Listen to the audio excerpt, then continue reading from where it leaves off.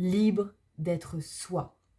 Sans tourner autour du pot, l'invitation ici est vraiment de te détacher, de te libérer de ces contrats de loyauté toxiques, nuisibles à ta liberté d'être soi, que ce soit ces contrats de loyauté familiaux ou sociétals. Ta difficulté aujourd'hui à t'épanouir, à réaliser ce qui est important pour toi, provient vraiment de là, de ton attachement à nier ces mémoires, à nier ce que ton corps te dit. Donc ose dire oui à ton corps davantage encore pour vraiment te soutenir à te libérer, t'émanciper, à transcender ces mémoires, ces contrats de loyauté qui se trouvent engrammés justement dans les cellules de ton corps pour te rendre libre d'être toi-même, en accord avec ton essence, en accord avec ce plan de l'intelligence infinie, d'amour universel. Parce que ton essence, plus tu t'y accordes, elle est intimement reliée avec ce plan de la vie. Tu deviens une avec la vie. Quand je parle de mémoire, ça veut dire quoi mémoire? En fait, il y a plusieurs strates par rapport à ça.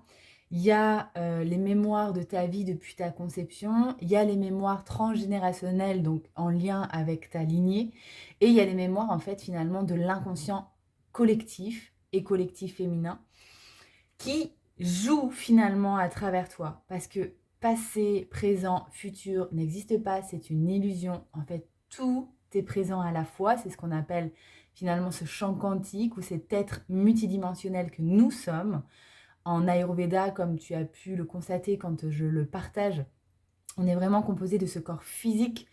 C'est pas seulement cette partie que l'on voit, mais c'est comme une boule dans laquelle on est au centre, 50 cm environ. Voilà, ça c'est le corps physique. Donc il y a une partie que l'on voit et une partie qui est invisible. Et ensuite, une autre boule dans laquelle on se trouve au centre, ça c'est le corps émotionnel, la grille émotionnelle, après le corps mental, après le corps spirituel, ce qu'on peut aussi appeler la grille multidimensionnelle dans d'autres espaces, plus en lien avec les géométries sacrées. Et qui fait que on capte bien que, en fait, finalement, tout ça, ça nous relie en fait à différentes sphères. Quand on parle de la grille spirituelle, multidimensionnelle, ça nous relie finalement à ce que certains appellent nos anciennes vies, qui, au final, on va dire, existent sans exister. C'est-à-dire notre âme juste expérimente, s'incarne dans un nouveau corps et continue de vivre. Bref, ça c'est vraiment la vision en tout cas Ayurveda, indienne, mais pas que. Là, je te parle de ça. À toi aussi de discerner ce qui te semble juste comme vision à incarner. Je te partage en tout cas la mienne qui n'est pas seulement la mienne. Et surtout, expérimente-le. Un exemple de mémoire. Par exemple, quand tu es enfant, quelqu'un te frappe. Il y a le coup physique, donc qui crée un hématome et qui là, en fait, part assez vite, donc on ne le voit plus. Néanmoins, ça crée souvent un hématome psychique, entre guillemets. Je suis illégitime, je ne vaux rien, on me tape, etc., etc. Et ça peut créer des croyances, justement, qui se cultivent en disant je ne suis pas légitime d'exister, je ne vaux rien, etc., etc. Autre exemple, une mère agressive parce qu'elle n'arrive pas à gérer son état émotionnel et donc du coup qui rejette toujours la faute sur son enfant, t'es qu'un incapable, t'es nul, c'est ta faute, etc., etc., etc.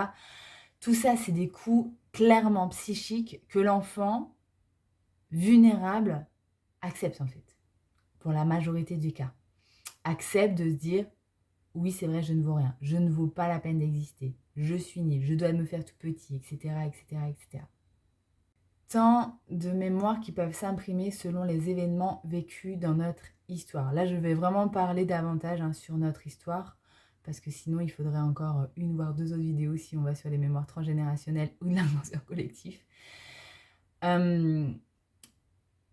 Pour te partager justement un point qui fait que c'est pas une fatalité et que tu as le pouvoir vraiment de transformer ça. Aujourd'hui, c'est de ça que je veux te parler. Un zoom, une ouverture sur une partie de notre corps qui s'appelle le système d'activation réticulaire qui se situe là juste derrière et qui a un grand pouvoir dans la direction justement de tes réalisations et de ton épanouissement. Le système d'activation réticulaire, c'est un sujet passionnant, donc je vais t'en parler en bref.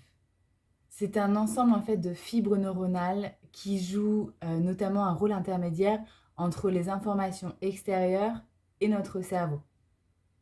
Il influe directement sur notre système de croyances en filtrant ce qu'il juge inutile ou pertinent et qui se base sur ce que nous pensons important. Il a la responsabilité d'apporter à notre conscience ce qui est finalement important pour nous. Et ce qui est important pour nous, c'est nous qui le décidons. En fait, le système d'activation réticulaire est comme un intermédiaire entre notre subconscient, nos croyances, nos pensées, nos désirs. Et chaque jour, on reçoit des millions d'informations depuis nos sens. En fait, le système d'activation réticulaire, c'est un peu comme un gardien à l'entrée de notre cerveau, qui va filtrer ces nombreuses informations qui nous parviennent de l'extérieur, qui donnent donc l'information au cerveau, et pour garder en fait uniquement celles qui nous intéressent, en fonction de notre système de croyances et de pensées. En tout cas, nos pensées qui découlent de nos croyances, donc de notre système de croyances. Et là où ça devient captivant, c'est que les dites informations intéressantes, elles le sont parce que nous l'avons décidé. Elles sont en lien direct avec nos croyances, nos intérêts, notre vécu. Et ce, peu importe les croyances, qu'elles soient vertueuses ou nuisibles. En tout cas, les croyances auxquelles tu crois. Le système d'activation réticulaire va donc renforcer, confirmer les croyances auxquelles tu crois. Donc cela peut parfois convenir, mais parfois pas.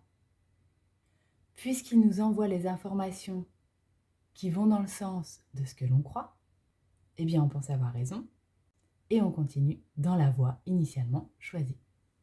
Par exemple, une personne qui croit profondément qu'elle ne peut pas arriver à terme de son projet, elle verra principalement que les embûches. Une personne qui n'aime pas une autre personne, elle verra principalement que les mauvais côtés de cette personne. Une personne qui veut acheter une Volkswagen, elle commencera à voir beaucoup de Volkswagen dans son quotidien. Et tout comme une personne qui croit en son projet, verra les opportunités se multiplier autour d'elle et pour elle. On voit bien comment nos croyances influencent la réalité dans laquelle nous vivons. Donc ça veut bien dire qu'on peut les orienter dans la direction de ce que nous désirons.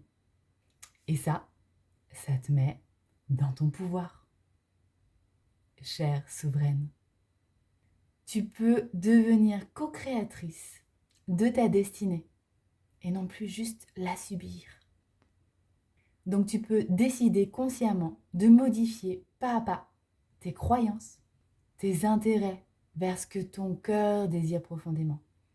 Mettre de la lumière sur ces croyances obsolètes et les transcender en nouvelles croyances qui vont te permettre de concrétiser et réaliser tes désirs et les projets de ton âme, de ton cœur, simplement en modifiant tes pensées. Et ça demande un réel engagement au quotidien.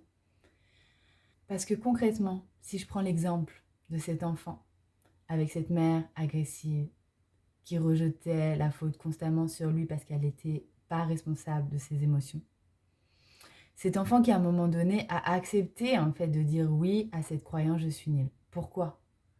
Parce qu'à ce moment-là, il était vulnérable, il n'avait pas encore la conscience, le soutien qui lui permettait de voir autrement. Et donc du coup, ça le protégeait aussi. Parce que comme ça, insidieusement, ça crée aussi du lien avec sa maman. Il l'aidait, il l'aimait. Sauf qu'en grandissant, il a oublié que cette croyance-là, il n'est plus obligé de l'adhérer. Elle ne lui sert ni à lui, ni à elle finalement. Donc, cet enfant a le choix de transcender ça et de placer une nouvelle croyance. Que finalement, c'est un être puissant parce que d'ailleurs, il s'est beaucoup offert à sa maman.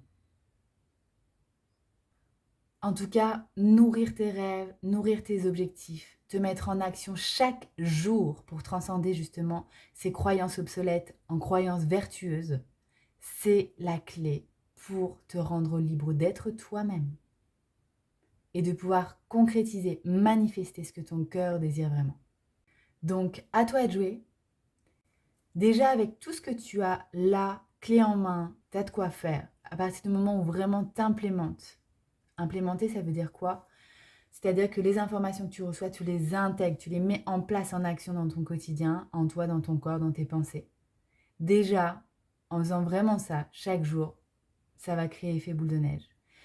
Ensuite, tu verras, en étant sur les 9 mois de processus Be Woman Rosé avec AK, accord d'argent, tu vas aller davantage en profondeur justement sur déprogrammation, reprogrammation. Donc ça va t'habituer pendant 33 jours vraiment à aller dans ce mouvement-là.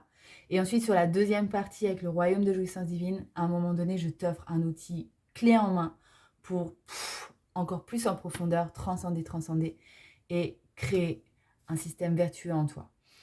Donc à toi de jouer dans cette progression qui est la tienne. Moi, je peux t'offrir autant de possibilités. Si c'est pas toi qui mets en action ça dans ton quotidien, ça ne marchera pas. Donc à toi de jouer pour que ça marche, ça transcende et que ça expande ce qui est important pour toi, ton être. Ciao.